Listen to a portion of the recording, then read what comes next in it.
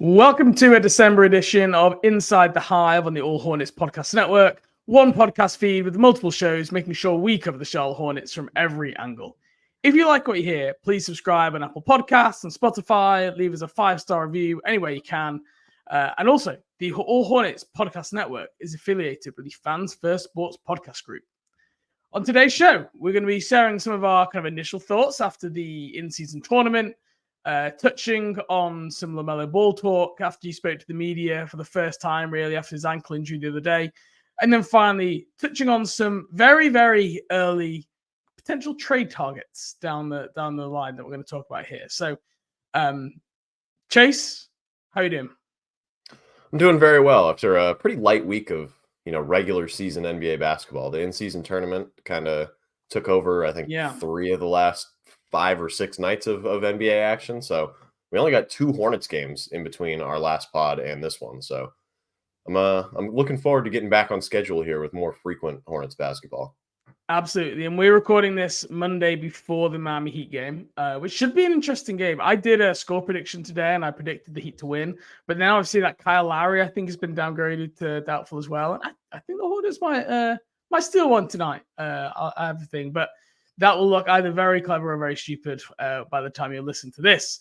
But as you mentioned, the Hornets schedule got a little bit changed around. Those 2 late games after the group stages were finished, were added, which was against Chicago Bulls and Toronto Raptors, which if you're trying to look at these things in terms of easy schedule, you're probably pretty kind 2 bonus games there for the Charlotte Hornets to get this year.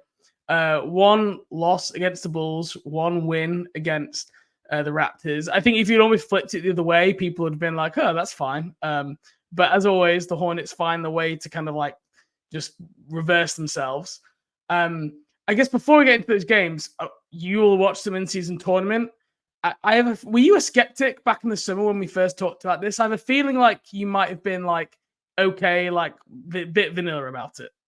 Yeah, I don't know if I would. I don't know if I would necessarily be a skeptic, but yeah, I definitely wasn't like fully on board with it like I am now. Like I'm totally into it now. I thought it was really fun. The presentation of it was cool. Obviously, the courts are a little bit much, but everything else about like the production value of it and stuff seemed really cool. It was nice that it was like a tournament style thing in Vegas. I thought that was an interesting addition for the NBA as well, from not like necessarily an on-court perspective, but the off-court stuff that they're gauging as the expansion rumors kind of ramp up here over the last couple weeks too. But yeah, I'm definitely like fully on board with the in-season tournament now. It would have been nice if the Hornets could have made a little bit more noise in there. They technically were alive, I think, up until the last night when they could have beaten the Knicks by like 60 or something, and then 5 other teams had lost by 30, and they would have gotten in. But maybe next year we'll have a little bit closer of a tiebreaker scenario to get in on the last day. Can we make a pact right now, Chase, that if the Hornets make the knockout stage of the in-season tournament, that we are both going to Vegas and we do a live podcast from Vegas for the in-season tournament semifinals? Can we make that pact right now?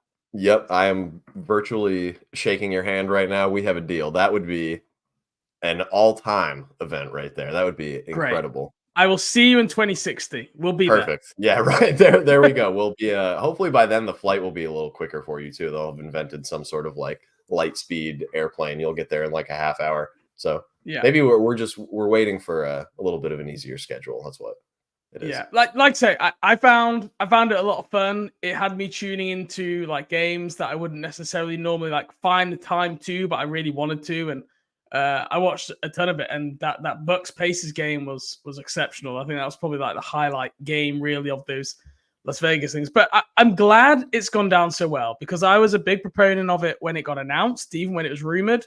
I admit there will probably be some tweaks. I have to say, everyone was criticizing that 2 p.m. tip-off time for that first game. As someone who lives in Europe, I can just say thank you to the NBA scheduling gods. And I think that's one thing like people in the US will sometimes forget about. So why are they scheduling this at 2 p.m. on like whatever it was, a Thursday?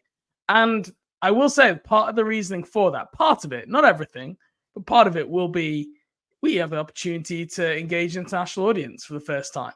You know, maybe they don't want to stay up for it, but if it's on at a good time, they'll watch it. And I know myself and a lot of the other people over here did. So I thought that was a really positive thing. And I'm looking forward to in-season tournament next year already. I'm excited. I'm officially in.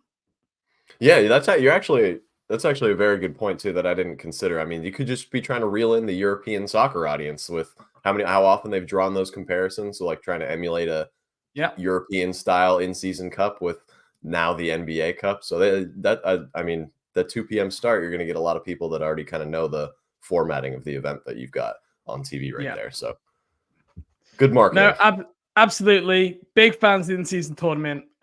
Looking forward to next year's. Hopefully the Hornets can make a little bit more noise. That, like you say, that'd be nice. But it'll be interesting to see how the seeding works again. I think this year they obviously did it off records last year. So Hornets, I mean, who knows what it's going to look like? I imagine they'll probably be somewhere seeded, similar-ish, maybe a little bit better, but we'll have to wait and see for that. But the 2 games that have happened, let's touch on this one very briefly because it was a hard one to watch. Chicago Bulls 111, Charlotte 100. Barely managed to get into triple figures here. And just generally, unless you were Terry Rozier and Gordon Hayward, it was a pretty tough game all around. Did you have any like major single takeaways from that Bulls game? I mean, that, like you said, that one was one of the tougher watches of the season. I mean, I think they were 10 for 37 from 3 in that game. So there's just not a whole lot going in the way of, deep range shot creation. It was pretty much just anything right at the basket or getting to the free throw line, which it's a tough way to win if you're only putting 2 points on the board every trip down. And even then, only about half of the team was really playing, I guess, what you would say a good offensive game. Like Hayward was good. Terry Rozier had 25 points on 24 shots. So, I mean, it was just pretty much a slog for most of the game. Barely got into and no Mark Williams. Obviously, I know Mark came back for the Raptors game, like didn't play many minutes, and he's doubtful again for the Miami Heat game tonight. He's clearly like it was hurt in that Raptors game, was not at 100%. I think that was clear. But I thought potentially a good window here into the potential impact of the offense because the last 2 games now, even against the Raptors, they got the win. The offense wasn't fantastic all the way throughout, but no Mark Williams definitely hurting because as big as everyone thought he was going to be an impact on the defensive end, actually offensively, I would probably say is where he has been better as like a finisher and roll man this year or kind of like lob target inside. So big loss for Mark Williams. And again, it's a shame that Nick Richards kind of got the opportunity coming off that concussion because like, you think he's actually got an opportunity to play well in that starting role, but not when you've not played for 2 weeks and you're still getting back to your wind and everything like that. So it's a little bit of a shame, I think, for Nick to get the opportunity just maybe like a week or 2 too early.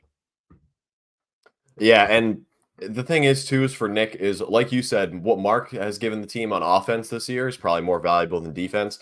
Nick is probably not going to give you that offensively. So even when he does replace Mark, you're not going to get a lot of the same things, at least at a high level, as what Mark is giving you. So it's going to look a lot different regardless. And right now, I mean, especially with LaMelo out, having that big man that's just such a reliable roll man and finisher and has hands that and can catch anything in a wide catch radius is just a huge benefit for especially somebody like Terry Rozier that's, pretty much a pick and roll ball handler type playmaker and not a huge like creative passer. So giving him that bigger target with better hands is very important. And that's probably what Nick is missing with Mark right now. But in any other situation, this would be like a perfect opportunity for Nick. Yeah. And it's sometimes it just comes like knowing your own strengths. And that's what I think Mark Williams is really good at. He very rarely takes a shot that you go, Mark, you shouldn't have done that. Like he always takes the right shot. Nick Richards, on the other hand, I think we saw in that Minnesota game towards the end when he tried to go for a left-handed like hook layup against Rudy Gobert in the paint. And that's one of those where it's like Mark Williams is not taking that shot because he knows he's got probably the premier rim defender in the NBA right in front of him and he doesn't have a big enough advantage or the ability to finish around him. And again, that's where like you're being conscious of your own strengths and weaknesses. That is like a huge part of staying in your lane and playing to your strengths. It's a big Cliffordism right there, play to your strengths. So yeah, it was a tough game for Nick. But let's move on to our next game. The Hornets beat the Raptors 119 to 116 with another absolute offensive explosion. I mean, the Hornets shot 56% from the field, 52% from 3, 90% from the free throw line. against a Toronto team that, if you look at them on paper, you think should be a good defense. They've been like top half of the NBA this year, but have been sliding over the last couple of weeks, and just seems like an unhappy team. And we're going to talk a little bit about one of their players later on in our trade section. But overall, like, the Toronto Raptors just look like a team that do not complement each other well at all. Like, there's a bunch of interesting guys on there. They just do not work well together. I think you look at all the three-point shooting stats, they're just bottom at every single shooting statistic there is. And you just can't play like that in the high-powered NBA. As good as Scotty Barnes was that game, 31 points, 10 rebounds, 10 assists. The Hornets were just absolutely on fire offensively and were able to kind of, even though they battled back, Toronto, able to stretch it back out there at the end with that strong fourth quarter. Yeah, it's honestly so wild watching the Raptors. Like, it's been 2 years basically of this team just that kind of like lacks any Even sort more. of identity. Yeah, really. Yeah. Like, we're basically going back to like 2019 almost. Like, coming off it was of the the COVID championship season. when Kawhi left. Like, where did they play? It was played down in Tampa, right? Tampa. Yeah, They played in the whole, Tampa. and that was the season where it all turned to crap. And it was like, well, it's Yeah. weird. It's COVID. They're in Tampa all year. Like, everyone thought they were going to really bounce back. And I guess like they kind of bounced back, but it wasn't anywhere like what people maybe thought.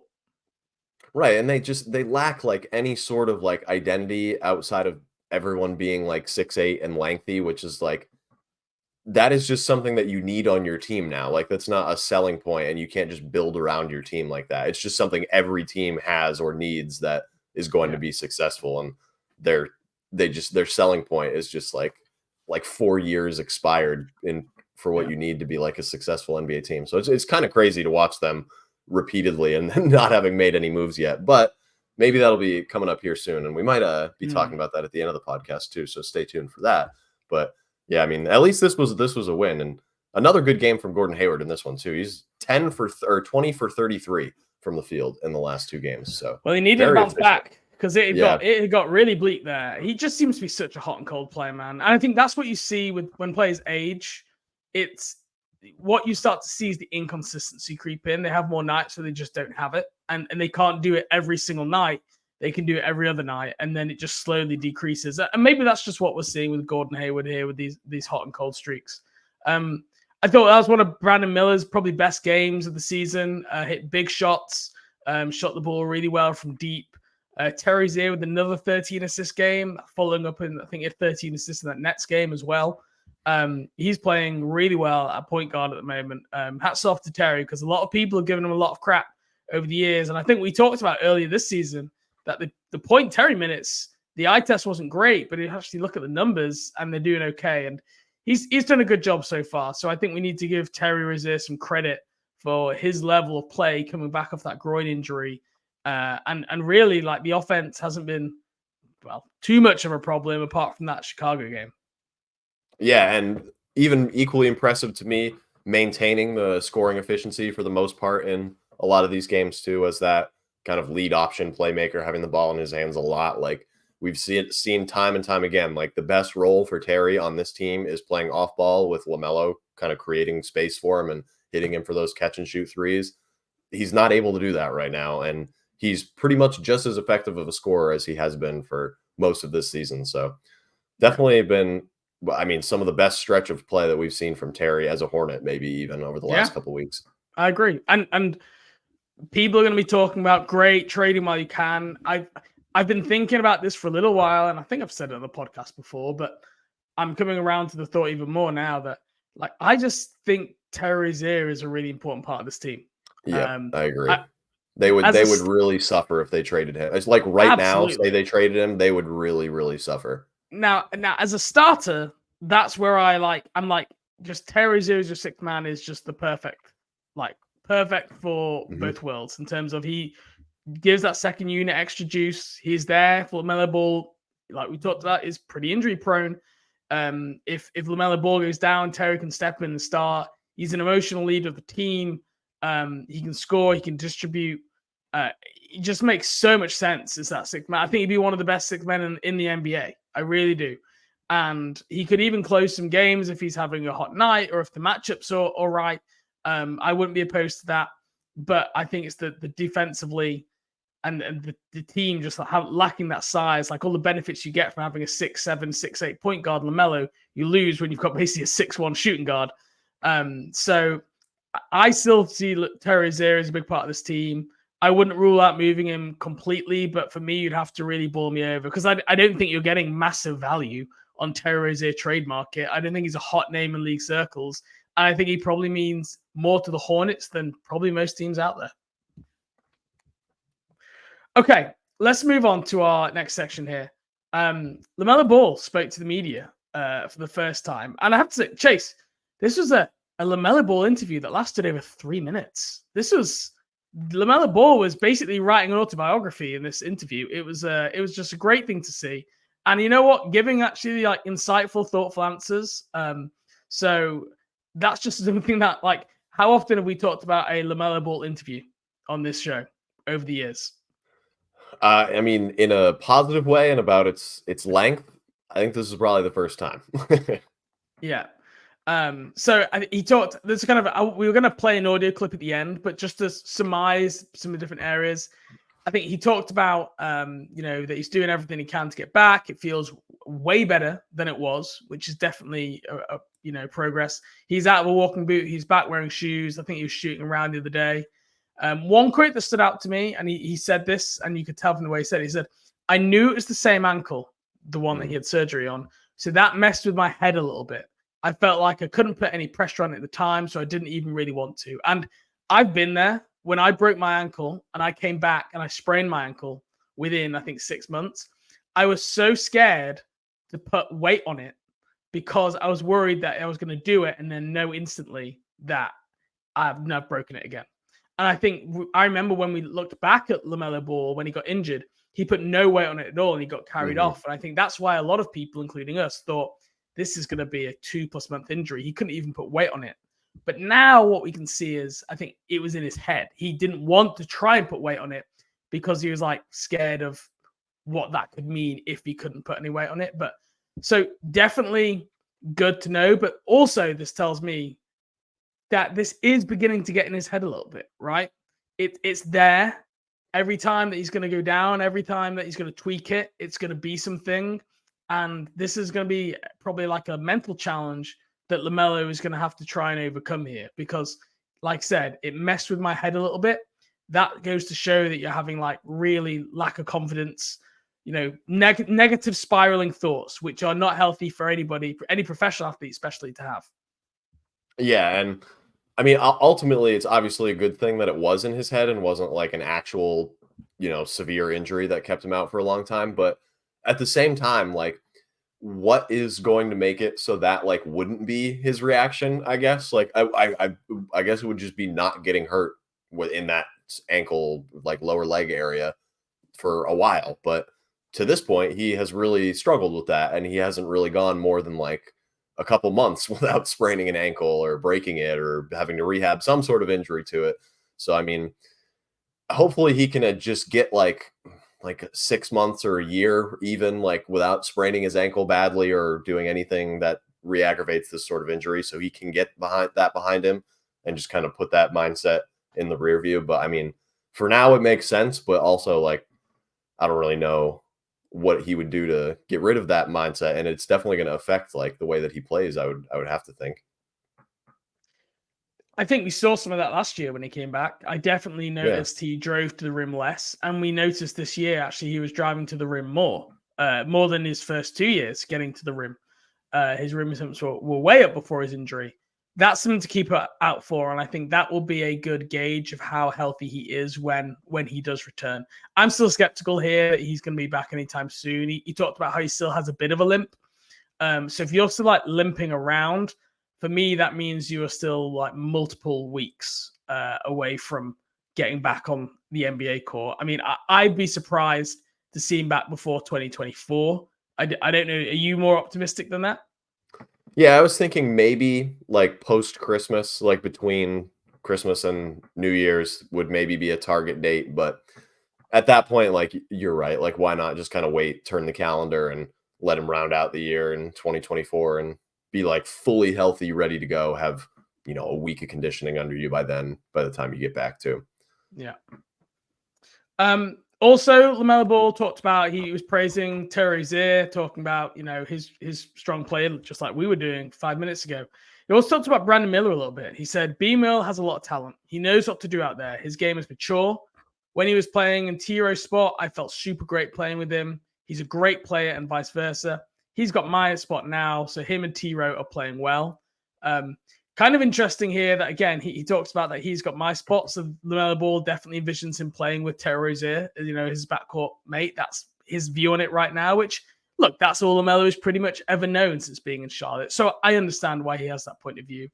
But the fact that, he said, I felt super great playing with him out there, that's a real boon to his confidence, I think. And I think we saw some of that connection with LaMelo and Brandon Miller as well. So definitely positive things. You love to see your two franchise cornerstones seeming to have a little bit of chemistry and playing well together. Yeah, for sure. I was also thinking, I don't know about what you would think about this. The way that I interpreted it as when I first read it was that he views Brandon Miller as like, when he says he's in my spot now, is he views Brandon Miller being elevated into like the number one player, number one option, like leader of the team type of position when LaMelo goes down. Because obviously that's like what, the front office and the coaching staff would envision Brandon Miller in the future. But I mean, that's kind of, I interpreted it that way at first. And then I was like, when I like heard him say it, I was like, oh, okay, he probably just means like in the backcourt and whatnot. But I at least thought it made me think a little bit. I was like, I wonder if like that's like a LaMelo opinion, or if like the Hornets as coaching staff and front office view Brandon Miller as like their secondary, like leading scorer, playmaking option, and Terry is kind of like just a backcourt player that can shift over to point guard and become a distributor when needed. Just a thought. The thought has piqued my interest. Yeah. It's piqued my interest. I will keep an eye out for it. Interestingly, they talked about Steph Curry, which is obviously someone who had ankle issues. But LaMelo Ball brought up Steph Curry. The interviewers missed a real trick here, asking if he had spoken to Steph Curry, which I think would have been a great question to understand about that kind of ankle rehab recovery. I was like, let me be there. Let me ask the question. But most interestingly, there was kind of the whole ankle brace gate. That's what we're going to call it, ankle brace gate with LaMelo Ball, where he said he was going to wear ankle braces at media day. Then to Walker Mel, Locked on Hornets, he apparently mentioned that they were uncomfortable and he wasn't wearing them. There's a little bit of confusion, and he spoke about it. So I'm going to try and share the audio here because I feel like this isn't a quote that I can read. This is a little bit audio really that you need to have here. So this is the first time we've shared audio on the podcast. So please bear with us, folks. And if you're watching on YouTube, hopefully this works too. But we're just going to play this last little bit of audio. This is a conversation between Rod Boone and LaMelo Ball talking about ankle braces. Here we go. So I just leave it up to God. I don't really trip. And just last thing is with the braces, you plan on still not wearing braces, or what happened with the braces thing? Play it by the day. See what happens. I try some things out. You see how it feels. But the ones I had so far, I wouldn't wear those. So you want some what do you call it? I don't know. You would have to present it to me. Let me try them and see. Like some ones made right for you, basically. Some custom fit joints, basically. Yeah. Okay. So that was LaMelo there, and I think you can probably tell by some of his mannerisms there. Like that's why we wanted to share the audio. I guess listening to that, Chase, how did you interpret that kind of conversation? Do you sense a little bit of tension in there about the topic? Yeah, it seems like he might be a little bit frustrated, not just with like the idea of wearing ankle braces, but at least with the fact that he's tried like multiple different kinds, or at least whatever kind that the Hornets medical staff or whoever gave them to him have given him, and he didn't like them. So I'm sure getting asked about it again and being like, I've only tried ones that I don't like. Like, I'm not going to wear ones that I don't like. So until then, like, this is how it's going to be. Like, I get that he would be frustrated about that, like, completely. And I mean, I totally understand also just being uncomfortable and not wanting to wear them. Like, obviously it would probably be like better for him to wear them, but I mean, even then, like braces aren't like a preventative measure. It's just like support for your ankle. He could still get hurt wearing braces. So if they're not going to be comfortable, or if they're like so uncomfortable to the point where it just bothers him and he doesn't feel like he can play to the best of his ability while he was wearing them, then I don't know. I guess he's just not going to wear ankle braces. But I mean, also, I would hope that they would continue to try and find some more that would maybe be more comfortable for him as well, instead of just kind of pushing the envelope with, similar models that he doesn't like, clearly. Well, I mean, I've got a lot of questions for this. How many different types of ankle braces are there? Because I know there's like different makes, right? And different probably brands. But when I look at like proper ankle braces, they're all of the same like design and structure. Now maybe there's some really like futuristic stuff out there which you don't get on the open market and pro sports teams can. And if that's the case, but when there was like a bit where LaMelo kind of interjected and just said, I don't know, like that was the bit where you're kind of like, it felt like there was a sense of, it's been a topic that has frustrated him. And I don't know if that's because it's frustrated him because the media keep asking him about it and he feels like he's given an answer. I don't know if it's because he's frustrated with like the situation and that he's feeling pressured by the team to wear them. And now there's the media asking him about the same thing. And he like is fed up of giving the same answer. I don't know if he's frustrated because he can't find the right ankle braces. I don't know, but I definitely sense frustration and tension in there. And I don't know what the source of that is. Like you said, look, ankle braces are not like a solve to spraining your ankles. Okay. It can, I don't even know what the science says. I'm sure it can, like you say, help be a preventative measure. And I know when I've played with ankle braces on, my ankle definitely feels more secure. Even if it's like just mentally, it helps me. Now, clearly with LaMelo, it doesn't mentally help him. And like LaMelo is someone who I think probably like believes a little bit in superstition. And if he had those ankle braces on for the first set of games where he was playing poorly, took them off and started playing really well, you can understand someone like kind of like buying into that own superstition of, well, this is just not meant to be. But I don't think you can put this on the Hornets medical staff. Like I know some people have done where it's like, well, why are they not making him wear ankle braces? You can't, you cannot make someone do this thing. This is much more complicated than that. It has to be a joint decision. You can recommend, you can make suggestions, but ultimately it's LaMelo Ball who makes the final call of what he does and doesn't wear. And I can promise you, look, the medical staff aren't just laying around saying, well, we've only got this one pair, LaMelo. So if you want to wear ankle braces, it has to be this one. They will, whatever he wants, they will get him. Okay. And he has to work collaboratively with them. So I just hope that process and conversation is happening. Anything more on LaMelo? Get well soon. Surprisingly, the team has not been quite as poor of a watch as I expected when he was out, but we all know how much more fun it is to watch when he's on the court.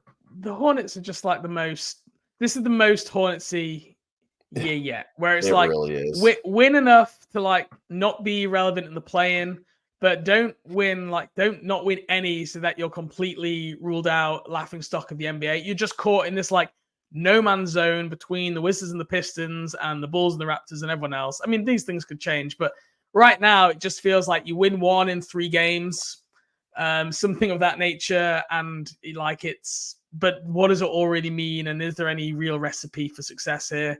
That's kind of how it feels at the minute. I can't lie. It just feels like many other forgetful sub 500 Hornets years. Can't lie. That's just what it feels like, Chase.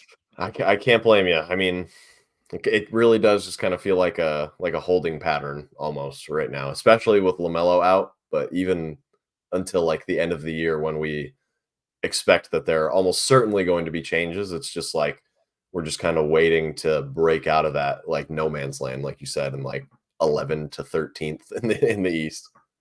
And you know what we're going to get this offseason with new leadership in place? It will be, well, this is, just year 1 of the retooling, year 1 of the rebuild. We got to be patient. You got to be patient. Yep. Yeah. You got to wait. We got to set our plan into action. We got to evaluate. Yeah. We got to move forward slowly. You're getting all that this offseason. So you don't want to shop when you're hungry, right? You don't shop when you're hungry. Exactly. Okay. Let's move on to part 2. But before we do, I want to tell you about allhornets.com, a credentialed Charlotte Hornets media outlet powered by Sports Illustrated. Allhornets.com aim is to bring you 360-degree coverage on all things Charlotte Hornets. From breaking news, rumors, fan Q&As, in-depth analysis, allhornets.com does it. Allhornets.com covers it, and nobody does it better. And allhornets.com, we are not stopping, despite my stutter, we are not stopping over Christmas, the holiday period here. You can see we have some delightful Christmas decorations on today's YouTube stream. We are Christmasing it fully up in here. And we are still going to be coming with the game previews, the recaps, everything you need to know. And in terms of the podcast, this is something that I've meant to mention at the start. We're going to be taking a little bit of a break over the Christmas period. Me and Chase have been going at this every single week now, pretty much almost, I didn't even know. It feels like a long time. We maybe had a little break. Since July, right? Since Summer League ended, I think. Yeah, I had the baby. I think we might have had a week off, but this podcasting thing, it's tiring. There's a lot of prep. There's a lot of work that goes into this. We don't just rock up and talk. Hopefully you can tell that by the prep that goes in. So over the Christmas period, we're going to have a couple of weeks off. We're going to have some pre-recorded podcasts with guests, which we're going to release. There'll be some nice evergreen content looking at some fun topics.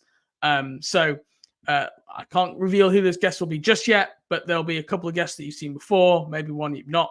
But we're still going to have content coming out, but it's not going to be me and Chase doing our weekly show. So make sure you tune in for that. And this will probably be our last episode of 2023. And maybe we should have done something looking back at our episodes. If we were more organized, we'd do that. But there's too much Hornets content in the season to do that, right? Yeah, exactly. December's one of the busiest times of year. We gotta get like a StreamYard Wrapped sent to us, and we can just post it for our listeners. StreamYard Wrapped. That's a great idea. You can make some money on that one. Okay, let's move on to our last topic of the day. And I sent you a message saying, Chase, I know it's December. I know we have the whole of January and February to do trade talks ahead of the trade deadline. But I want to talk about OG Anunoby. Because it was reported today by Shams Charania of The Athletic that both OG Anunoby and Pascal Siakam are very much seems to be attainable at trade. Siakam more so than Anunoby. For the Toronto Raptors, who have disappointed this year, 9-13, only 2 wins better than Charlotte. Obviously, the Hornets just beat the Raptors team, and we were talking about how just disappointing and flummoxed the Raptors just generally looked. And we talked a few weeks ago, for those who've been listening, about what does this team need. We talked about defense, positional size, toughness, three-point shooting. And I've just come to the realization that OG Anunoby is just the perfect person to tick pretty much every single box that we were talking about there. Now, I will admit, it is not good timing for this front office to make a big move because I think they're lame ducks. I think the new ownership are still evaluating this team, and making any sort of move for OG Anunoby, and we'll get into the details around that soon, is going to be kind of complex and require, major decisions to be made on players and draft picks. But equally, my worry is that once you've got past this evaluation period, this offseason, next season, that you look back and we go, oh my gosh, the perfect thing that this team needed all along was in the trade market, but it was just 6 or 12 months ago, and the Hornets weren't ready to make the move. But OG Anunoby is a guy who I think could be gone maybe before the trade deadline, so we might not get to speak about a lot. So I want to talk about him now. Chase, what was your reaction when I said that I wanted to speak about OG Anunoby? So I'm completely on board with you. OG Anunoby to me is, and I think this is partially why he hasn't been traded, is not somebody that's an all-star level guy that you're going to give up multiple first-round picks for. Mm-hmm. But he is somebody that is a great supporting piece to put around players that you kind of already have in place that are those all-star caliber guys, which in an ideal world, the Hornets do have those players in LaMelo and Brandon Miller. You put OG Anunoby on the perimeter with those guys. You have a defensive specialist among the three. You have a guy that, like you said, is extremely tough and plays really smart basketball. And on top of that, over the last 2 years, and I feel like this is something that's probably gone a little bit under the radar. OG Anunoby is a 39% free throw shooter or 3-point shooter on 6 attempts per game. Like, he has pretty consistently throughout his career been almost a 40% shooter on high volume. And what are these mostly on? Catch and shoot threes. What is he going to get a lot of playing next to LaMelo and Brandon Miller? Catch and shoot threes. And he really is like a perfect fit on and off the court, multiple ways. The versatility that he would add to the lineup would be a huge thing for the coaching staff to be able to tool together with different lineups. So I am fully on board the OG Anunoby wagon, and I don't know what it would take to get him necessarily for the Hornets, but I mean, obviously there's a price for everything, but I would be willing to maybe overpay a little bit to get him now rather than wait for free agency when, as we have seen time and time again, the Hornets do not have a leg up when players go to the open market. So I think he would be a guy that's worth like giving up something for now to ensure that you have him at least for half a season to convince him to sign an extension. Yeah. So OG Anunoby is 26 years old, has an $18.6 million player option this summer, which he is widely reported is going to decline, which he absolutely should, because he will make maybe double that money, if not significantly more. Interestingly, off the new CBA, he can actually receive quite a sizable extension. So in the new CBA, you can go up to 140% of the original contract rather than 120%. So you can actually, he would sign an extension right now for $29 million per year, annual average salary there. You could do something starting like the 26 range, finishing in the 32 range. Now, Mark Stein has reported that OG Anunoby is not interested in signing that.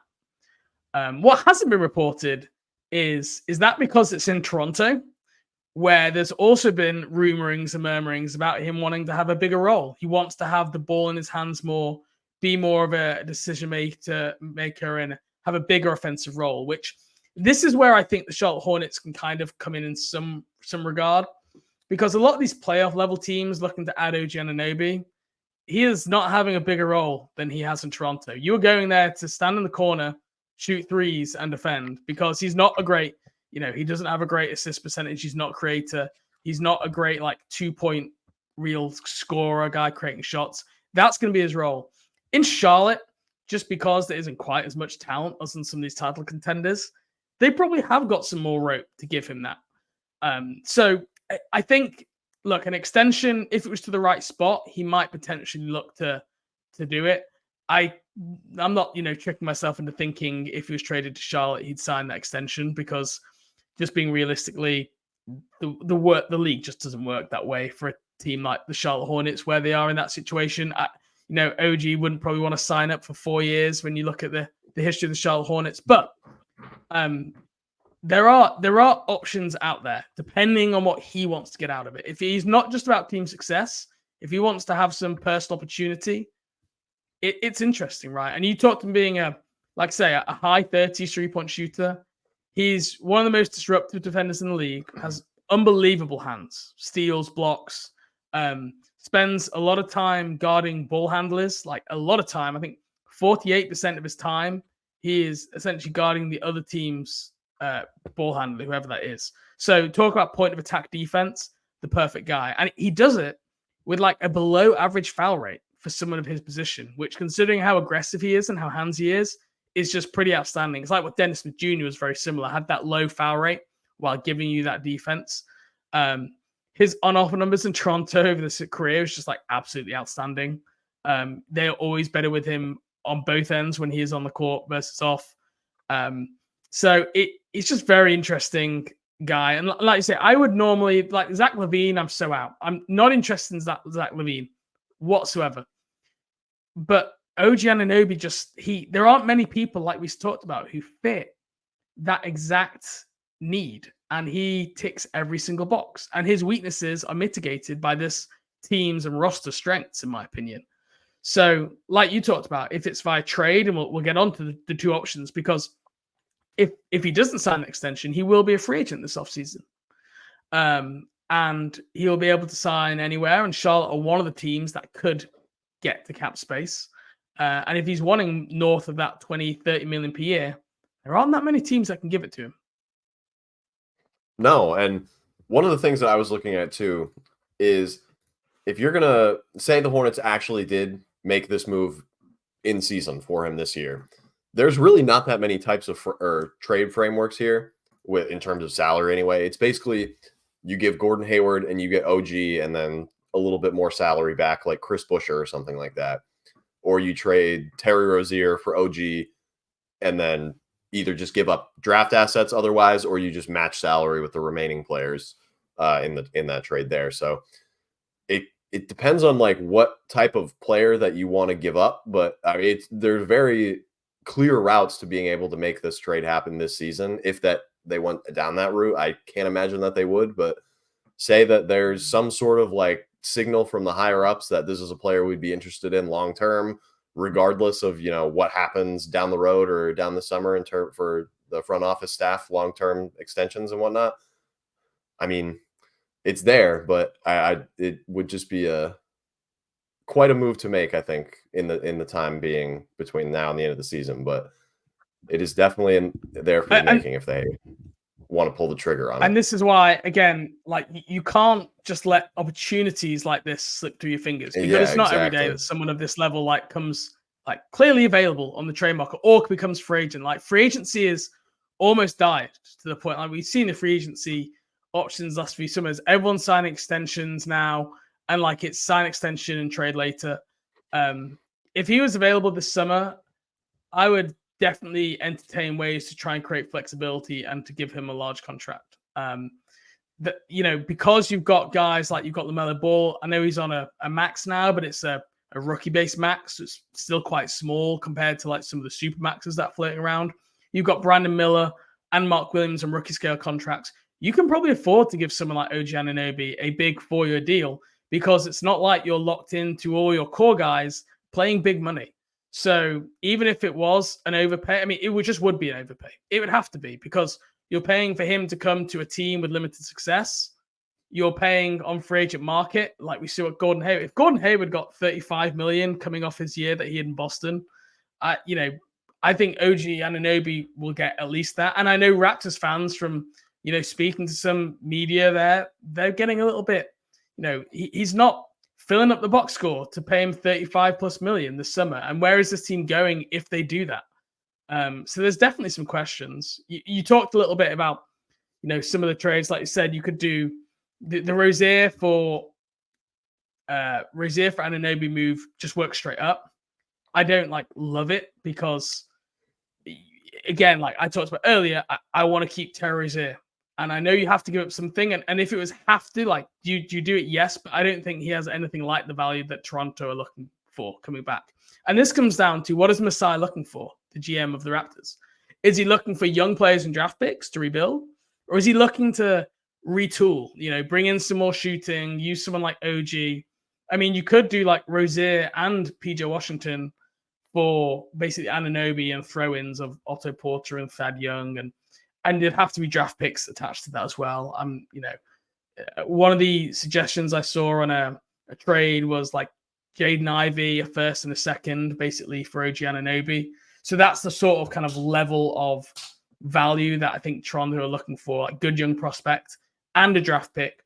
But again, it just comes down to what Masai's looking for. Are they looking for that youth, or are they looking for guys who help them wins now? And I think the reporting on that's been really, really mixed. And that's why it's hard to get a grasp of what that trade market is. Yeah, with the direction that the Raptors have gone so far, like they've obviously let go of Fred VanVleet, like Pascal Siakam on top of OG Anunoby. Siakam is probably even more commonly rumored to be traded this season and is obviously a little bit better of a player, so he's going to be a hotter commodity as well. But I mean, it seems like they're leaning towards like blowing it up, but like you said, like what do they want in return for blowing it up? Like, are they trying to do like kind of like a half rebuild because they have Scotty Barnes, Grady Dick, they have Gary Trent as like a good role player that's in place? Like they could theoretically like kind of piece it together and just change the way that their team looks and become play in low tier playoff threat again, like fairly quickly. But then again, like they could just tear it down and rebuild around Scotty and Grady Dick and just kind of see where it goes as a more of a bottom tier team going forward. But Yeah, I mean the Terry for OG straight up. That's not my favorite thing either because you're probably including like multiple draft picks. I was gonna say I would absolutely do it straight up. I never think Toronto would do it, but it would be like Terry and probably like a first and something else. Like just being realistic, it's probably what it would be. Like 2 seconds or something, probably like that. Like but there's the other option. I think if you can just match, so Gordon Hayward makes over 30 million. OG is like a little bit more than 18. Obviously, the salary differences are way too high to just do them two. If you throw like Chris Buescher in or something and take, I think he's signed for 2 more years, and that's like at like $11 million off the books for the Raptors, a player that's just kind of a role player. That's probably not somebody that they're super invested in long term, especially with how many other bigs and forwards they have on the roster. Then maybe, I don't know if I guess it all depends on how the Raptors are looking at their own players and their direction going forward. But if that to them is a positive, taking the salary off their books, maybe you give up like Gordon Hayward a first and like a low value second for that in turn from taking off OG Anunoby, who's not going to re-sign with the Raptors, and B, taking another, $11 million off the books for the next couple of years for Toronto. So there are a couple of different ways to look at it, but from the Hornets perspective, it's all just kind of the same. The Toronto, we just have to wait and see kind of how they're going to play this going forward here. Yeah. And there's no doubt, like, Oklahoma City have been rumored to have interest. The Memphis Grizzlies have been rumored to have interest. Indiana, all those teams can, they can all blow probably Charlotte's offer out the water. Unless you're putting unprotected first-round picks out there, which then Charlotte probably have some value. But that also carries a great amount of risk for someone who is a non-all-star. Let's just be blunt. He's not an all-star player. I don't know if he ever would be unless he's on like a 55-plus team and they want to reward him for his defense. But we'll come back to the trade market in a minute. Free agency. The max contract he can receive is $182 million per year. That's $45.5 million. Let's say he was a free agent. He has a meeting with the Charlotte Hornets. Now, we'll talk about how we get there in here, but what is the max amount of money that you would pay for OG Anunoby, knowing that we have to overpay for being the Charlotte Hornets, knowing that you have to be willing to overpay because of his, rare skill set and fit with this team? How high are you going in an OG Anunoby sweepstake? See, I think 30 million is like a pretty good number for players that are like on the cusp of being an all-star, but not quite there. I agree with you. He's probably not ever going to be an all-star player unless it's a very specific situation, but he is still very good. And is somebody that will, garner votes or consideration or something if he has like a good start to the year leading up to when the all-star period is. But but then again, it's like the Hornets just need to be willing to, push into the tax a little bit and really start spending money here to bring players in and show players like. Wouldn't that be a great first impression for the new owners? Right, exactly. In free agency in year one, you go out and you spend big on exactly what this team needs. Exactly. Like the fans can see it. If we can see it, analysts can see it, the owners can see it. It's all the same thing. Steve Clifford would kill to have a guy like OG Anunoby on this team. So it's how else are you going to fill that need? Like I've talked about guys like Najee Marshall, Josh Okogie. Like these are kind of like similar. Like they're interesting, but like they can't shoot the ball like OG Anunoby can. They can't guard like OG Anunoby can. These guys they're not easy to find. Right, and it's like you have the Gordon Hayward contract coming off the books. Like, so this is going to take us back to like 4 years ago when LaMelo was drafted and Gordon signed that contract. The idea was like, okay, in 4 years, LaMelo is going to basically replace him in that max slot. And then maybe we can use Gordon's contract as a way to get another player in that can also make that kind of money and pair him with another all-star player, because especially at the time, we weren't assuming that we were going to get the number 2 pick and be able to draft Brandon Miller. But obviously they got lucky and did that. So now if you can capitalize on that salary slot and turn that $30 million that Hayward is making into like a player that's making $30 million over the next 3 or 4 years, if that, like, you are in great position to have 3 good high salary players all on your team, really for the price of 2, because it's just LaMelo and OG. And then you have Brandon Miller growing into that player on a rookie scale deal. So if they can capitalize on that, they're going to be in really, really good position, like roster building going forward. And I mean, at least for me, that was the vision, like back in 2019 when all of this came together with LaMelo and Hayward in that offseason. Yeah. I think for me, I would go up to 35, 36 million for OG Anunoby. I think with the way the TV money is going to come in, I think in year 3 and 4 of that will be like perfectly good for like a just below all-star level player, and I'd be willing for the team to pay. So I think I'd go up to that much. The wild card we have not talked about is Miles Bridges, who could factor into this in multiple ways. One, even though he has a no trade clause, he can technically be traded before this trade deadline, and you could also sign and trade him in the summer as well. So, like, let's not focus too much on the actual mechanics of how it would happen. But if the Toronto Raptors were interested in Miles Bridges, suddenly that makes the deal seem a lot easier. You know, instead you're not giving up future first-round picks from OKC and Memphis, which will probably be in like the teens or the 20s. You're getting like a guy who is a 28-3 type of player who is in his prime. If you're looking to retool now, he's potentially a guy who could be of interest. Again, I have no idea what the interest is in Miles Bridges as a person, as a basketball player from other teams, but I'm just saying, if that is something of interest, like Miles Bridges would waive his no trade clause and go to Toronto with the understanding, I want to sign there if I'm going to get a max or something in the summer. That's a fascinating thought exercise, but it's just, there's too many if and buts and too many reasons why it probably wouldn't happen that I allow myself to get too far down that road. But if it did come to that, do you think a Miles OG swap kind of makes some sense for both teams? I am fully on board with using Miles as like the team's primary trade chip if teams are, willing and able to trade for him and be comfortable with what's transpired over the last year plus.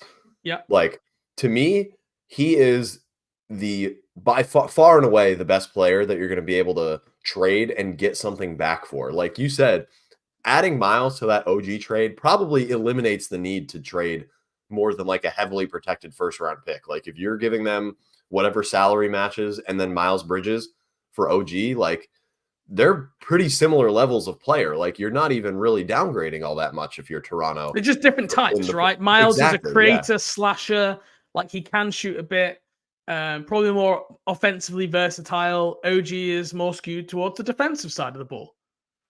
Right. And if you get a player like that in return, rather than like trading for OKC, for example, we can imagine that OKC is just going to be like, here's 94 first round picks. You can have whichever ones you want and then just match the salary with Davis Bertans and we'll call it a day. Like that is something the Hornets are just not going to be able to compete with.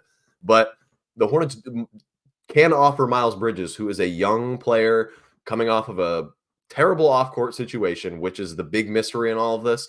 But apart from that, he's young. He's still in his prime. He's been very productive in the games that he's played so far this year and was productive before that.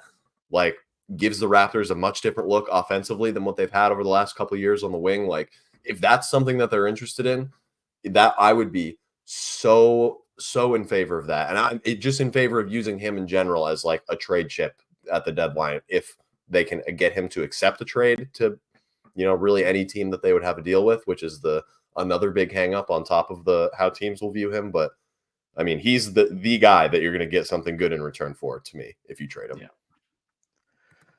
I think I might be out of OG talk here, but yeah, in terms of getting free agency, creating that space for, a $35 to $40 million contract, it wouldn't be straightforward. Okay. I think they can get up to just over 26 million if Miles Bridges is not here. And you still then need to find another 10 or 15 at that point. And you can do that by trading, I don't know, a PJ Washington at the trade deadline or around the draft. Like there's ways to do it that it's not impossible, but it's not like straightforward that they can just do it a click of a fingers. But if they really wanted to pursue it, they could find a way to make it happen. Last thing before we wrap up, if OG Anunoby, again, there's not been any reporting that Charlotte are interested at all, even though I think they should be, and I think we've both established that really clearly. If they can't, we talked about Oklahoma City. What about a knockoff version of OG Anunoby? A little bit smaller, but Lu Dort, who in a Oklahoma City situation, which is full of like young players coming through. You have Lu Dort, who's there, 24 years old. He's averaging 14 points, 4 rebounds, 2 assists. Again, another really good on-ball defender. Only 6'3", but built like wider, I think, than he is tall. Lu Dort. Oh yeah. Not as good a shooter as OG Anunoby, but still has his moments. Do you think he could be a lower cost, again, more cost-controlled option who would feel like some of those same like defensive toughness, that side of things that Oklahoma City could be looking to upgrade that role on a little bit? I haven't thought much about Lu Dort as a Charlotte Hornet, but that is very interesting right off the bat. And I mean, OKC needs to start kind of offloading some of these guys here soon anyway. They have a lot of young players coming up that either A, are going to have their extensions start kicking in, or B, need to sign extensions that are going to kick in soon. I'm sure they want to keep Isaiah Joe around for a while as well. They've just got a lot of decisions to make here financially. And Lu Dort is, like you said, he's a 6'3" defensive guard that's not really a great shooter. He's at 33.5% for his career, even though he is at a little under 38% this year. So maybe if that holds up, the Hornets could kind of get in early on the Lu Dort shooting renaissance. But even if not, like just putting that type of player in the backcourt with LaMelo and Terry Rozier, I think is a perfect like mix. I'm a big fan of kind of varying the looks that you're going to get from the types of players you have on your team. Like especially, that's one of my big arguments with the center position for the Hornets right now. If they could fill that at the guards by getting like an off-ball shooter that can slide into the point guard and Terry, you have your lead creator and obviously one of the best three-point shooters from range in the league in LaMelo. And then you have like a defensive specialist that's really strong and aggressive and is at least like a confident three-point shooter in Lu Dort. That would be a very good triumvirate in the backcourt there, I think. Yeah. And certainly would cost less than OG Anunoby as well. He makes less money per year. You're obviously not going to have to trade a first-round pick, I wouldn't think, to get Lu Dort as long as you give the Thunder something in return anyway. So, that would be another PJ Washington looks set in any Lu Dort deal. They basically make the same money. PJ is probably someone whose skill set would actually fit quite nicely on the OKC team, like would fit nicely next to Chet. Could play both like small ball 5 or play the 4, can stretch the ball more, can make decisions, high IQ offensive player. So I think if they were looking at this saying, we just need to change up the makeup of our roster. Now, look, they're second in the West. I don't think they're looking to break anything up right now. But if an opportunity were to occur at some point down the line, even if it's next season, right, after they get this draft pick or they make a massive trade for a 2-guard, I don't know, Paul George or something, whatever happens, because they've got the assets to do it. And if at that point Lu Dort becomes, we could maybe try and find somewhere to flip Lu Dort here, Charlotte should be one of the first organizations on the phone to have that conversation because, like you say, it is a cheaper, cost-controlled version. So, again, this will not be the last time we talk about trade options for the Hornets at the deadline. But as we are approaching 2024, I just wanted to get a couple of early topics in there because I thought they were both interesting. Glad we got to discuss it. Transaction analysis is one of my favorite things, and I know the NBA universe feels the same way. So I'm sure plenty of our listeners were nodding along in agreement with our OG Anunoby discussion here. Okay, Chase, this is going to be the last time we speak, probably before. Let's have a look here. There's some point in early January. Let's call it January 6th. Okay. 4, 5, 6, 7, 8, 9, 10, 11, 12. Okay, there are 13 games before January 6th. We might speak early. It might be the week before. What do you think? Let's just go after 10 games, the next 10 games. What do you think Charlotte's record is going to be the next time that we speak on this podcast? So let's say after 10 games, which would take us to basically 2024. Let's get a record prediction here to finish the podcast. They are currently 7-13. The games, I'll run through them for the listeners while you're thinking. Back-to-back against Miami. Then they play New Orleans, Philadelphia, on the road at Toronto, on the road at Indiana. And then we have the West Coast road trip. Host Denver before playing the LA Clippers, LA Lakers, Phoenix, Denver, and Sacramento. What are you thinking they're going to go here? Oh, so I remember a couple episodes ago we were talking like, oh, the Hornets really need to pick up a couple wins here because the schedule is going to get really tough. They did not pick up that couple of wins, and now the schedule has gotten really tough. I mean, I just playing Miami twice. I think I'll give them one win there. I'll give them. Oh, that's a long West Coast road trip. Oh God, I don't know if that makes me want to give them more wins or less because they're going to be out there for so long. I mean, they're generally. I don't think they finished above 500 on that West Coast road trip for what feels like a long time. Maybe the 47 win team under Clifford. I think they went like 3-2 or 4-1 for that West Coast, but they generally come back with like 1 or 2 wins every single year is how it feels. Over Christmas is maybe like a good thing in some ways because maybe some guys have heads are elsewhere from some of the good teams. I don't know, but it's always a struggle. Yeah, I'll give them 2 on the West Coast road trip. We'll be optimistic, and then there'll be one random one. Oh, Toronto. They'll beat Toronto again. We'll throw that one in there. So that's 4 wins right there. So they're going to be a smooth, probably 4-6 or 4-7 between the next time that we speak. Which I don't know about win percentage wise, but that's got to be pretty close to what they are on the season with 7-13 right now. So keeping it consistent here with some slightly below or moderately below 500 basketball over the next couple weeks. Yeah, for me, like they've only shown the ability right now to win games when they essentially shoot like 50% from the field and like historic shooting percentages. The Nets game and the Raptors game is the only games they won. They were both close, and the Hornets played incredible offensive games. Yeah, they made NBA history in both of these wins. This is a good ratio, a 1 win per historic event. So at least we're getting that right now. I'm just gonna be pessimistic because look, if there's one thing we've learned, if you want to be close to being right following the Charlotte Hornets, be pessimistic. I'm going that they're going to get 2 wins out of 10. So I'm going to say they're going to be 9-21 the next time we speak. I was thinking 10, but then I thought 10-20, but that's too much symmetry to be 10-20. That makes me feel all weird and off. So I'm going 9-21 the next time we speak.